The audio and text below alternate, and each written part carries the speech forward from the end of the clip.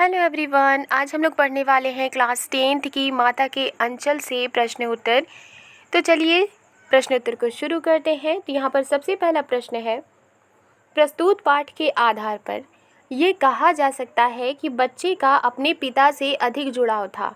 यानी पाठ को जब हम पढ़ते हैं तो हम ये समझ सकते हैं कि बच्चे का अपने पिता से ज़्यादा लगाव था। फिर भी विपदा के समय यानी मुसीबत के समय वह पिता के पास न जाकर माँ की शरण लेता है, माँ के पास जाता है। आपकी समझ से इसकी क्या वजह हो सकती है? इसका आंसर है, माता से बच्चे का रिश्ता ममता पर आधारित होता है। माता और बच्चे का रिश्ता कैसा होता है? बहुत ही ज़्यादा खूबसूरत होता है और माँ अपने बच्चे पर हमेशा ममता लुटाती रहती है, जबकि पिता से स्नेह धारित होता है। बच्चे को विपदा के समय अत्यधिक ममता और स्नेह की आवश्यकता थी, तो माँ जो है वो अपने बच्चे को बहुत ज़्यादा प्यार करती है, उस पर ममता लुटाती है, और पिता हमेशा अपने बच्चे को स्नेह की नज़रों से देखता है, मोहब्बत की नज़रों से देखता है। बच्चे को विपदा के समय यानी मुसीबत के समय ज़्यादा ममता की ज़रूरत होती है और स्नेह की ज़रूरत होती है। भोलानाथ का अपने पिता से अपार स्नेह था। भोलानाथ को अपने पिता से अपार स्नेह था, बहुत लगाव था, पर जब उस पर विपदा आई यानी मुसीबत आई तो उसे जो शांति व प्रेम की छाया अपनी माँ की गोद में जाकर मिली, वह शायद उसे पिता से प्राप्त नहीं हो पाती। यानी कि जब भोलानाथ के ऊपर मुसीबत आती है तो वो अपने पिता के पास ना जाकर अपनी माँ के पास चले जाते हैं और अपनी माँ की गोद में जाकर वो छिप जाते हैं, क्योंकि उन्हें अपनी माँ की गोद में शांति और प्रेम की छाया मिलती है। माँ के आंचल में बच्चा स्वयं को सुरक्षित महसूस करता है ना। माँ हमेशा अपने बच्चे को दुलारती है, ममता निछावर कर बच्चा जब अपनी माँ के आंचल में रहता है तो खुद को बहुत ही ज़्यादा प्रोटेक्ट महसूस करता है, क्योंकि बच्चे के ऊपर माँ की ममता होती है। नेक्स्ट है, आपके विचार से भोलानाथ अपने साथियों को देखकर सिसकना क्यों भूल जाता है? सिसकना मीन्स धीरे धीरे रोना। तो इसका आंसर है, क्षण में रोना क्षण में हंसना। यानी कभी रोना और उसी पल हंसना बच्चों का स्वभाव होता है, उनका ऐसा नेचर होता है। भोलानाथ भी बच्चे के स्वाभाविक आदत के अनुसार अपनी उम्र के बच्चों के साथ खेलने में रुचि लेता है। तो भोलानाथ नेचुरली क्या करते हैं, जब भी वो अपने उम्र के बच्चों को देखते हैं तो वो अपने बच्चों के जो उनके उम्र के बच्चे थे वो उनके साथ खेलने में इंटरेस्ट रखते थे। उसे अपनी मित्र मंडली के साथ तरह तरह की क्रीड़ा करना अच्छा लगता है। मित्र मंडली मीन्स दोस्तों का ग्रुप।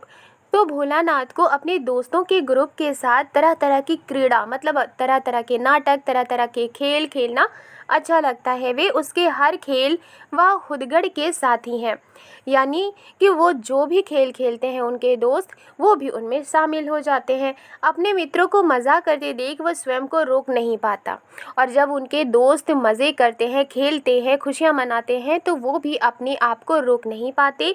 इसलिए रोना भूलकर वह दोबारा अपनी मित्र मंडली में यानी दोस्तों के ग्रुप में खेल का मज़ा उठाने लगता है। उसी मग्नावस्था में वो सिसकना भी भूल जाता है। मग्नावस्था मतलब पूरी तरह से मग्न हो जाना। तो जब वो अपने दोस्तों के साथ खेल खेलने में बिज़ी हो जाते हैं तो उसी में वो रोना भी भूल जाते हैं, सिसकना भी भूल जाते हैं। नेक्स्ट क्वेश्चन है, भोलानाथ और उसके साथियों के खेल और खेलने की सामग्री यानी चीज़ें आपके खेल और खेलने की सामग्री से किस प्रकार भिन्न है यानी किस तरह अलग है? इसका आंसर है, भोलानाथ और उसके साथी खेल के लिए आंगन व खेतों में पड़ी चीज़ों को ही अपने खेल का आधार बनाते हैं। यानी कि भोलानाथ और उसके साथी कौन से खेल खेलते थे? वो अपने खेतों में पड़ी हुई चीज़ों को ही अपने खेल में शामिल करते थे और वो आंगन में भी खेला करते थे। उनके लिए मिट्टी के बर्तन, पत्थर, पेड़ों की फलें, गीली मिट्टी, घर के छोटे मोटे सामान आदि वस्तुएं होती थी जिनसे वो खेलकर खुश रहते थे। परंतु आज के बालक जो खेल खेलते हैं वे इनसे पूर्णतः भिन्न है। आज के बच्चे कौन सा खेल खेलते हैं? मॉडर्न खेल खेलते हैं, राइट। और साथ ही साथ ऐसे तो मोबाइल में बहुत सारे गेम भी आ चुके हैं, और साथ ही साथ अगर वो बाहर खेलने भी जाएं तो उनके खेल और भोलानाथ के खेल से बहुत भिन्नता है, यानी बहुत डिफरेंसेस है। हमारे खेलने के लिए क्रिकेट का सामान, किचन सेट, डॉक्टर सेट, तरह तरह के वीडियो गेम व कंप्यूटर गेम आदि बहुत सी चीज़ें हैं जो इनकी तुलना में एकदम अलग हैं। भोलानाथ जैसे बच्चों की खेलने की सामग्री आसानी से वो सुलभता से बिना मूल्य खर्च किए ही प्राप्त हो जाती है। अब भोलानाथ जिस तरह के खेल खेलते थे तो वो हमेशा घर में रखी हुई चीज़ों का ही यूज़ करते थे, और बहुत सारी चीज़ों का यूज़ करते थे जो इजीली अवेलेबल हो जाती थी, और वो भी बिना खर्च के ही उन्हें सारे के सारे मिल जाया करते थे। जबकि आजकल आज के बच्चों की खेल सामग्री बाजार से खरीदना पड़ता है। नेक्स्ट क्वेश्चन है, पाठ में आए ऐसे प्रसंगों का वर्णन कीजिए जो आपके दिल को छू गए हों। इसका आंसर है, भोलानाथ जब अपने पिता की गोद में बैठा हुआ आईने में अपने प्रतिबिंब को यानी अपने इमेज को देखकर खुश होता रहता है, वहीं पिता द्वारा रामायण पाठ छोड़कर देखने पर लजाकर वो मुस्कुराकर आईना रख देते हैं।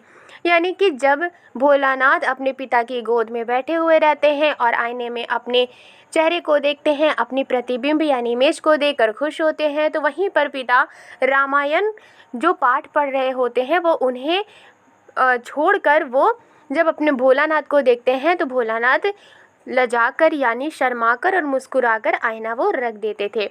यहाँ बच्चों का अपने अक्ष के प्रति जिज्ञासा भाव बड़ा ही मनोहर लगता है, और यहाँ पर जो बच्चे होते हैं जब वो ये देखते हैं कि उनके सामने कोई ऐसा काम कर रहा है, यानी कि उसे देख रहा है या फिर मुस्कुरा रहा है, तो इससे उनकी जो जिज्ञासा होती है वो बड़ा ही मनोहर होता है। वो मुस्कुराते हैं, कभी कभी शर्माते हैं, और उसका शर्मा कर आईना रखना बहुत ही सुंदर वर्णन है। ठीक है, तो जैसे ही वो अपने पिता को देखते हैं तो वो शर्मा जाते हैं, मुस्कुराते हैं और शर्मा कर आईना रख देते हैं। तो ये जो इंसिडेंट है, ये जो दृश्य है वो बहुत ही ज़्यादा मनोहारी है। नेक्स्ट है, बच्चों द्वारा बारात का स्वांग रचते हुए दुल्हन को लिवा लाना व पिता द्वारा दुल्हन का घूंघट उठाने पर सब बच्चों का भाग जाना। बच्चों के खेल में समाज के प्रति उनका रुझान झलकता है, तो दूसरी ओर उनकी नाटकीयता स्वांग उनका बचपना झलकता है।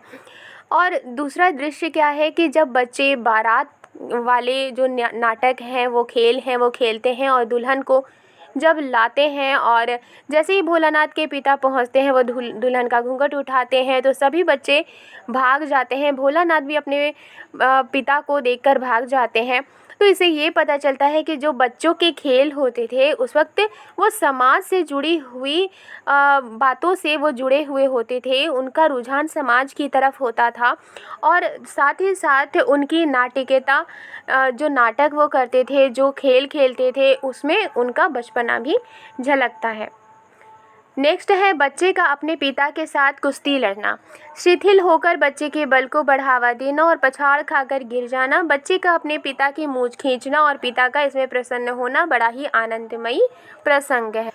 नेक्स्ट कौन सा दृश्य बहुत मनोहारी होता है? जब भोलानाथ अपने पिता के साथ कुश्ती लड़ रहे थे। इसी तरह से बहुत सारे बच्चे अपने पिता के साथ कुश्ती लड़ते हैं, और जब कुश्ती लड़ते हैं पिता अपने बच्चों के साथ तो वो शिथिल हो जाते हैं और रुक जाते हैं, और बच्चे के बल को बढ़ावा देना यानी कि वो ये प्रिटेंड करते हैं कि उनके बच्चे में ज़्यादा ताकत है और उससे वो पछाड़ खाकर गिर जाते हैं।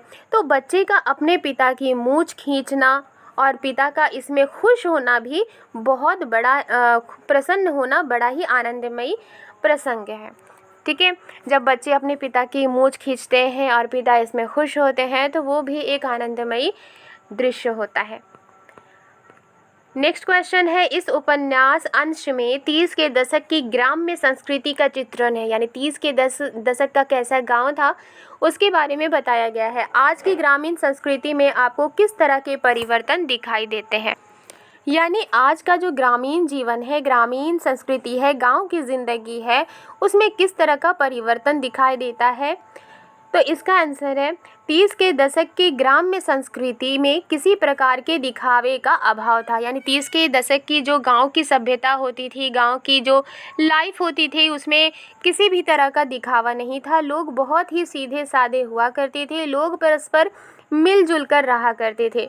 किसी भी पर्व त्योहार को पूरे उत्साह के साथ मनाते थे। किसी का भी त्योहार हो, गांव के लोग आपस में मिलकर और बहुत ज़्यादा खुशी के साथ मनाते थे। गांव में बचपन से खेल खेल में ही वैसी सभी बातों को सिखाया जाता है जिससे बच्चे बड़े होकर अपने कार्य क्षेत्र में प्रवीण हो सके। यानी कि जो भी वो काम कर रहे हैं उसमें उनको ज़्यादा कमांड हासिल हो सके और व्यवहारिक भी बन सके। आज की ग्रामीण संस्कृति में काफ़ी बदलाव आ गए हैं। आज की जो गांव की जो संस्कृति है, जो कल्चर है, उसमें बहुत ज़्यादा बदलाव आ गए हैं। अब गांव में दूषित राजनीति के पांव पसारने के कारण लोगों के अंदर जाति, धर्म, संप्रदाय और अमीर गरीब जैसे भेद पनप गए हैं। अब क्या हो रहा है, पहले के गांव में ऐसा बिल्कुल नहीं था। राजनीति का जो पांव था, राजनीति का कोई असर नहीं था, लेकिन आजकल के गांव में राजनीति ने अपना पांव पसार लिया है। गांव में भी अब राजनीति होने लगी है और इसकी वजह से लोगों के अंदर जाति, धर्म, संप्रदाय और अमीर गरीब जैसे भेदभाव पनप गए हैं। आज के गांव में लगभग सारी शहरी सुविधाएं लोगों को प्राप्त हो रही हैं। आजकल के गांव में भी ऐसी बहुत सारी सुविधाएं हैं जो कि शहरों में होती हैं, राइट। बिजली, पानी, स्कूल, अस्पताल, सड़क और खेती के वैज्ञानिक संसाधन उपलब्ध है। और ये कहाँ उपलब्ध है? आजकल के गाँव में। ओके, नेक्स्ट क्वेश्चन है, यहाँ माता पिता का बच्चे के प्रति जो वात्सल्य व्यक्त हुआ है उसे अपने शब्दों में लिखिए। इसका आंसर है, भोलानाथ के पिता अपने पुत्र के प्रति बहुत स्नेह रखते थे, बहुत मोहब्बत रखते थे। सुबह से लेकर शाम तक जितना भी समय मिलता उसे वे अपने भोलानाथ के साथ बिताते थे, अपने पुत्र के साथ बिताते थे। भोलानाथ को सुबह जगाना, नहलाना, अपने साथ पूजा के लिए बिठाना, अपने साथ मछलियों को चारा खिलाने ले जाना और उसके खेलों में शामिल होना उनके गहरे लगाव को बताता है। भोलानाथ की माता वात्सल्य व ममत्व से भरपूर माता है। भोलानाथ की माता में ममता कूट कूट कर भरी हुई है। भोलानाथ को भोजन कराने के लिए उनका भिन्न भिन्न तरह से स्वांग रचना एक स्नेही माता की ओर संकेत करता है। कभी कभी क्या होता है कि बच्चे को जब खाना खिलाया जाता है तो वो खाना ना खाने की जिद करता है, तो उस पर माँ कैसा करती है? माँ उसे तरह तरह की बातें बनाते हुए उसे खाना खिलाती है, राइट। तो भोलानाथ की माँ भी उन्हें तरह तरह के बातें बनाकर उन्हें खाना खिलाती है, जो कि उनके स्नेही माता की ओर संकेत करता है, जो अपने पुत्र के भोजन को लेकर चिंतित है। यानी चिंतित है अपने पुत्र के भोजन को लेकर के, और वो सोचती है कि उनका पुत्र अच्छी तरह से भोजन करे। दूसरी ओर उसको लहूलुहान वो भय से कांपता देखकर माँ भी स्वयं रोने व चिल्लाने लगती है। अपने पुत्र की ऐसी दशा देखकर माँ का हृदय यानी उनका दिल भी दुखी हो जाता है। माँ का ममतालु मन इतना भावुक है कि वो बच्चे को डर के मारे कांपता देखकर रोने लगती है। उसकी ममता पाठक को बहुत प्रभावित करती है। पाठक मीन्स कौन? जो इस चैप्टर को पढ़ रहे हैं उन्हें पाठक कहा गया है, राइट। नेक्स्ट क्वेश्चन है, माता का अंचल शीर्षक की उपयुक्तता बताते हुए कोई अन्य शीर्षक सुझाइए। इसका आंसर है, लेखक ने इस कहानी का नाम माँ का आंचल उपयुक्त रखा है। इस कहानी में माँ के आंचल की सार्थकता को समझाने का प्रयास किया है। यानी माँ का आंचल क्या होता है? माँ के आंचल में हर एक सुख रहता है। भोलानाथ को माता व पिता दोनों से बहुत प्रेम मिला है। उसका दिन पिता की छत्र छाया में ही शुरू होता है। यानी कि भोलानाथ की जब सुबह होती है तो वो अपने पिता के साथ ही रहते हैं। पिता उसकी हर क्रीड़ा में यानी हर काम में सदैव साथ रहते हैं, यानी हमेशा साथ रहते हैं। विपदा होने पर यानी मुसीबत के वक्त उसकी रक्षा करते हैं, हिफाजत करते हैं। परंतु जब वो सांप को देखकर डर जाता है तो वो पिता की छत्र छाया के स्थान पर माता की गोद में छिपकर ही प्रेम व शांति का अनुभव करता है। माता उसके भय से भयभीत है। यानी कि जब माँ देखती है कि भोलानाथ भय से काँप रहे हैं, डर रहे हैं, तो वो भी भयभीत हो जाती है, वो भी डर जाती है।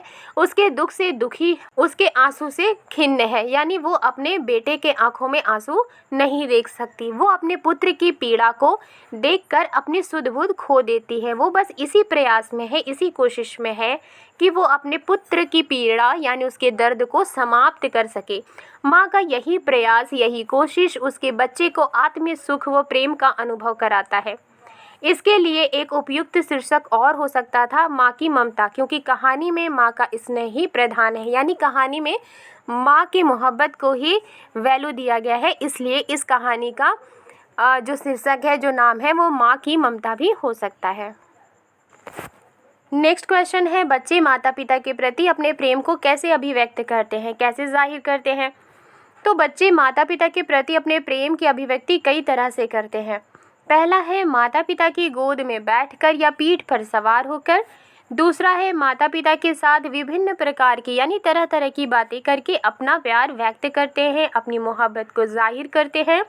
नेक्स्ट है वे अपने माता पिता से रोध होकर या जिद करके कुछ मांगते हैं, फिर बाद में अपना प्रेम अलग अलग तरीके से प्रकाशित करते हैं, यानी कि जब उन्हें अपने माँ बाप से कुछ लेना होता है तो वो रोध होकर जिद करते हैं और मांगते हैं, और जब माँ बाप उन्हें वो चीज़ दे देते हैं तो फिर वो खुशी का इजहार करते हैं, खुशी वो जाहिर करते हैं।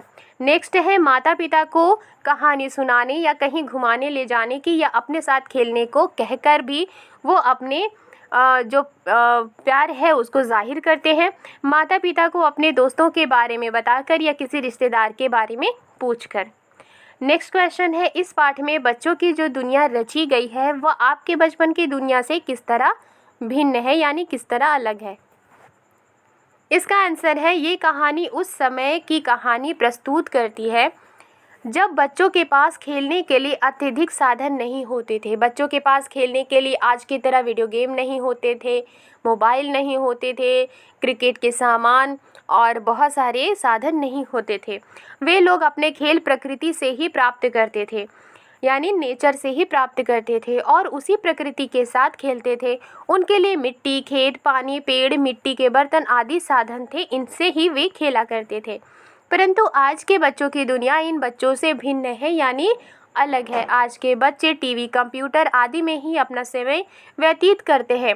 आज के बच्चे क्या करते हैं? टीवी, कंप्यूटर, मोबाइल, इसी में अपने वक्त को बिताते हैं, या फिर क्रिकेट, बैडमिंटन, चॉकलेट, पिज़्ज़ा आदि में ही अपना बचपन बिता देते हैं, राइट।